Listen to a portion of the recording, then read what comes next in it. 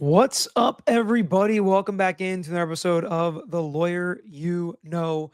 And today we're going to take a look at the commission's response to Alan Jackson's letter slamming Commissioner Cox, telling them they need to step in, they need to do something. People are losing faith in law enforcement in their jurisdiction, and that's their job to make sure law enforcement officers are fair and unbiased and doing the right thing. And that starts at the top with Commissioner Cox. Now, you could tell from Alan Jackson's letter, he knew that they had a technical out, that they could try to weasel their way out of doing anything and punt this to somebody else. Is that what they did?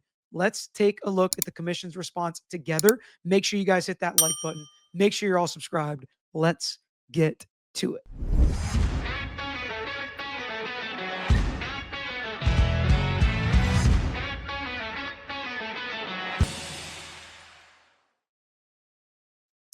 All right, we are going to bring up this letter now. Let's see how I can set up my screen. That seems to work. If you can't see the words, as always, don't worry about it. I am going to read every word. This is from November 20th, 2025, via email only to Alan Jackson at his email, Worksman Jackson Quinn. Dear, and this is from the Massachusetts Commission Post, and this is about Massachusetts Peace Officer Standards and Training Commission. This is the chair. They have all the commissioners there and the executive director for anybody that might be interested in getting involved. And I think involvement is important, peacefully, professionally, fighting for justice, because a lot of what they say in this letter, I think, is still putting the onus on some other people. So, on behalf of the Massachusetts Peace Officer Standards and Training Post Commission, I am responding to your letter of October 27, 2025. First thing, I think it's only right to say, okay, took them less than a month to respond. We're talking about government. Nothing happens quickly. At least they did respond. And that letter was regarding Boston Police Commissioner Michael Cox. In your letter, you requested that the commission initiate a full disciplinary review. Let me try that again and get rid of this email dinging here. Okay.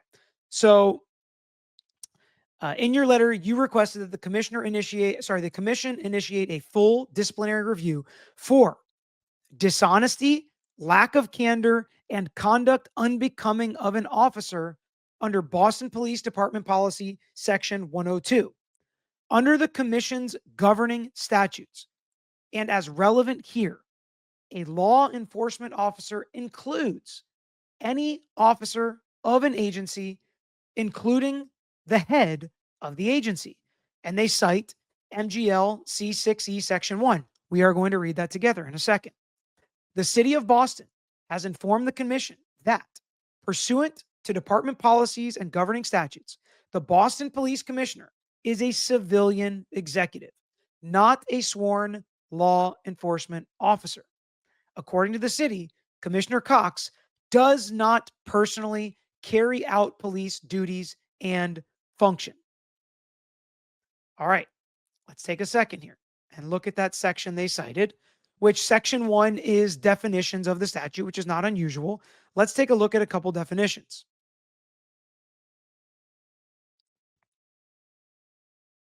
All right, so here's Section 1, definitions. And the one that they defined was law enforcement officer.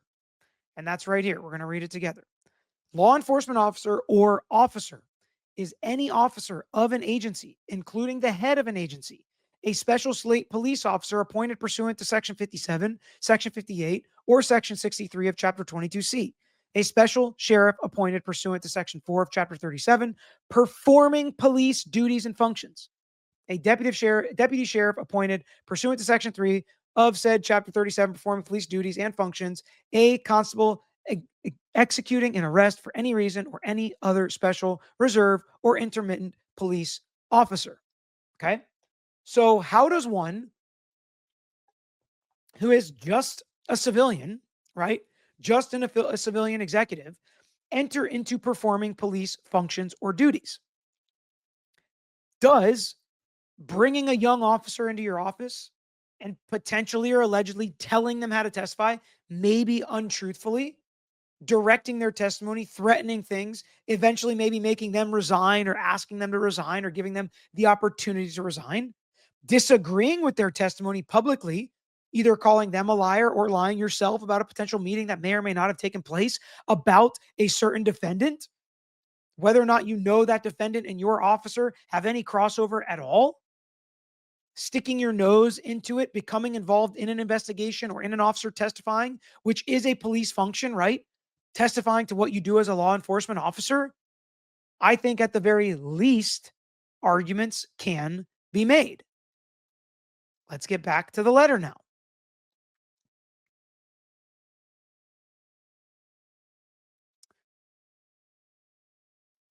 Uh, Based in part on this information, the commission thus far has not required non sworn civilian executives such as Commissioner Cox to obtain law enforcement certification, nor has the commission treated them as being subject to other statutory and regulatory provisions governing sworn law enforcement officers. So there's a very important phrase here. Thus far, based on this information, the commission thus far, meaning as of now, we've never done this before, doesn't mean we can't and won't, but thus far, we have not required non sworn civilian executives such as Commissioner Cox to obtain a law enforcement certification, nor has the commission treated them as being subject to other statutory and regulatory provisions governing sworn law enforcement officers. So it's like, why not? That's the question I have. Why not? If he's very clearly supervising the boss of, training the head of, bringing people into their office, telling them how to be a cop, telling them how to testify potentially, or having conversations about that and counseling officers on how to be an officer, why would they not have to have their certifications? There are reasons, right, that executives are in these positions. It is different in different jurisdictions. But if he's taking these kinds of actions, why shouldn't he have some of those responsibilities? Why shouldn't those policies and procedures and statutes be in place and governing him? Why wouldn't they be able to open up a review here as this commission? I think those are all very legitimate questions. And I think they need to look at these rules and potentially change them. And I didn't make up that on my own. Let's keep reading. However, it's a big word. However, the commission is currently re examining its policies regarding civilians who are involved in overseeing law enforcement agencies. Now, you may say, Peter, duh, that just makes too much logical sense. And I would agree with you. I'm a man who loves logic. What do I love more than logic? Justice. So if you have cops, or I'm sorry, excuse me, civilian executives that are affecting the way cops do their business and are making decisions that affect cops' jobs, training, what they do, who goes where, how they testify, how they handle certain defendants or certain cases, how they deal with the public, the media, high profile cases, if they are directly affecting by their supervision, law enforcement officers' actions and duties, why would they not be subject to these policies and governing statutes? Because he does not personally carry out police duties and functions? If he directly affects police duties and functions, in my opinion, the legislative intent is exactly the same. Anybody who affects police duties and functions should have this oversight. And the commission should not punt on this decision, which it feels like that's exactly what they did. Interesting here. Never mind. Um, why would they punt this? That's a little bit frustrating. But they did throw Jackson a bone right there that they are currently re-examining its policies. And anybody who knows anybody on this commission, maybe reach out, encourage them. Any citizens of Massachusetts, of Boston, of Canton, Norfolk County, maybe reach out, write a letter. I think you should change this. We are the people, these officers and Commissioner Cox are supposed to protect and serve. We care about this. This affects us and our loved ones. So, hey, from my perspective, Jackson's still doing God's work, getting them to look at this and consider reevaluating that and reexamining that. But that's not the only bone they throw. The commission thanks you for informing us of your views on this matter. So they're not like, you wasted your time. We're the wrong governing body. Send it to somebody else. We don't want to have anything to do with this. What I want is to not be asked this question again, quote unquote, Commissioner Cox. At least they didn't do that, right? At least they didn't say, hey, Jackson, wrong guy, send it somewhere else. We will forward it along. That is coming. Who do they think should answer this question? Who do they think should step up? Who do they think should potentially look at a disciplinary review of Commissioner Cox? They don't completely punt and say, hey, we don't think he needs he has a problem. They are definitely 100%, without a doubt. One thing they are not doing is absolving Commissioner Cox of any wrongdoing. They're not saying, we think what he did is fine. No big deal. Doesn't need to be looked into. They are nowhere close to absolving him of any wrongdoing. But anytime you're looking at and reviewing statutes and rules, you need to look at the legislative intent. And real quick, just because to me, this is kind of an interesting and easy call. If we go back to those definitions and we look at kind of what the purpose is of this section and these rules, look at what bias-free policing is. Policing decisions made by and conduct of law enforcement officers that shall not consider a person's race. We know there might be some issues there with a certain former trooper. Ethnicity, again, sex, gender identity, sexual orientation, again, some issues there based on text messages we've seen. Religion, mental or physical disability, immigration status, or socioeconomic and professional level. So again, these are things that are important. Why should they not also subject the commissioner to this? What do you think the point of this law is, and this statute is, and these rules are? This definition shall include policing decisions made by or conduct of law enforcement officers that, one, are based on a law enforcement purpose or reason which is non-discriminatory or which justifies different treatment, or consider a person's race and ethnicity, sex, gender identity, sexual orientation, religion, mental or physical disability, immigration status, or socioeconomic or professional level because such factors are an element of a crime. So why would we not want the person who's in charge of overseeing all these law enforcement officers and potentially training them and making employment decisions? Why would we not want him to be subject to those rules? Okay. The commission thanks you for informing us of your views on this matter. And here we go. This is the biggest bone they throw. Your comments have been influential with respect to the commission's ongoing refinement of its policies concerning the treatment of civilian authorities.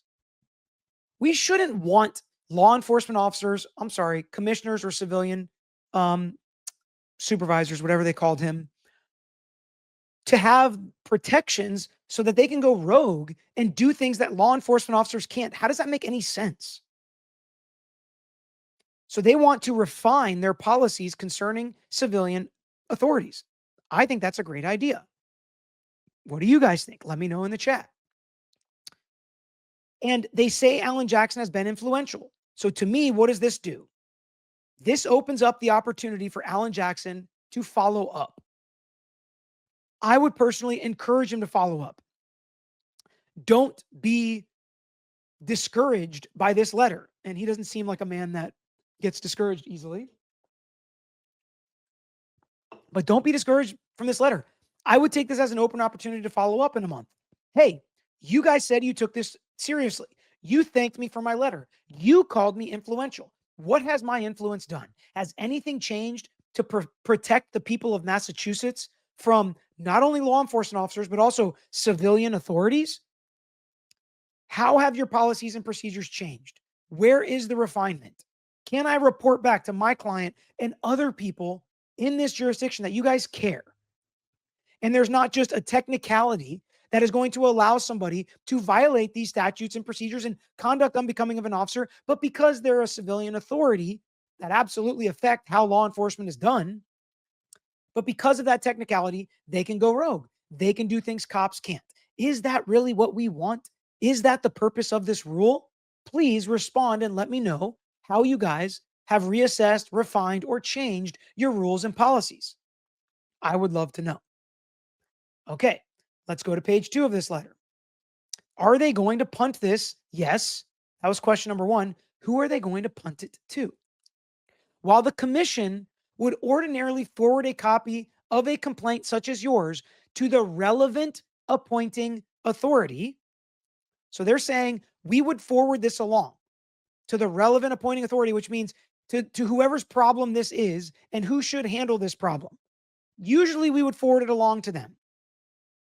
But the commission understands that your letter was also addressed directly to that person. So you already sent it to the right person, to the relevant appointing authority. You've already copied them. Have they responded? What are they going to do? We as the commission are going to put the onus, we're going to punt to who? Boston Mayor Michelle Wu. So while Jackson has already addressed it to and sent it to not just the commission, but also Michelle Wu, the post commission has also copied Michelle Wu. And who else but Boston Police Commissioner Michael Cox. And maybe he's done nothing wrong. And maybe they'll do the review and they'll say, oh, we think everything's fine. And hopefully they would tell us what their findings are and why. But right now, they're not even doing a review. So it remains kind of an open question and lets people speculate. And what do you think? You've seen the videos. You've heard what he said. Do you think he did anything wrong? Let's do the review and get some answers. Hopefully, this commission will reassess, find the issues, do the review, and give us some answers. Hopefully, Alan Jackson is not just influential, but is a positive influence in creating change in an area where it seems so logically clear.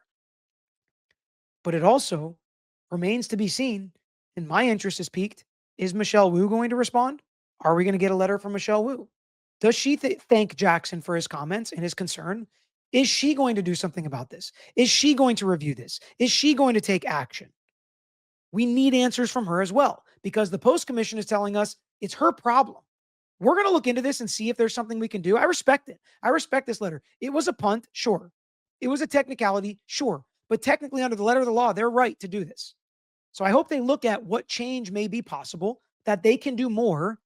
And they also put pressure on Michelle Wu, whether they meant to or not. The way I read this is your problem. You should do something about this. Is she going to? And they didn't have to do that either. They didn't have to write this last paragraph, and they did. So respect for that. We'll give them their flowers when they're deserved. At least they did something, even though it was a very small something. And when it comes to Massachusetts at this point, we got to take small victories because it's difficult to get anything done. It's difficult to make positive change when the thin blue line is really protecting each other. And I've had a lot of law enforcement from Massachusetts specifically and law enforcement families reach out to me and say, we're not about this. We're not with them. We don't respect that.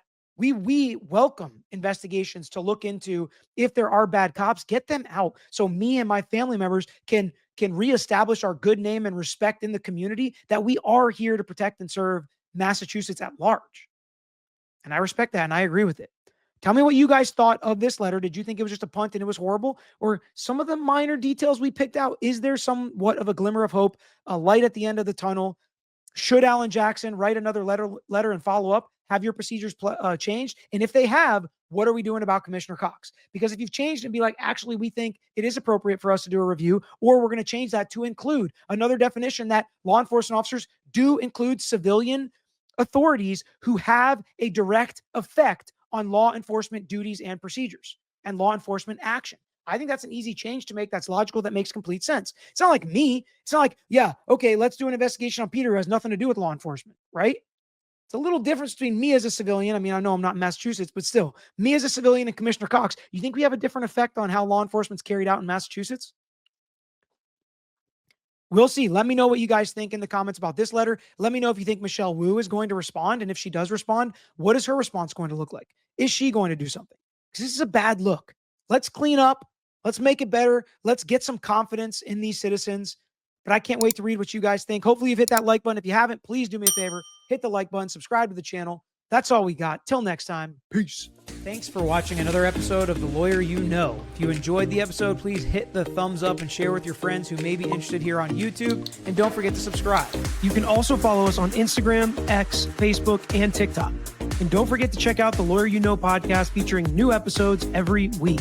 And if you have a case that you want to personally talk to us about in your life, if it's a personal injury case, wrongful death, catastrophic injury, car accident, truck accident, or slip and fall case, please email us at lawyeryouknow@gmail.com. And of course, all these links I just mentioned are included in the description below on this episode and every episode. So until next time, this is Peter Tragos, The Lawyer You Know.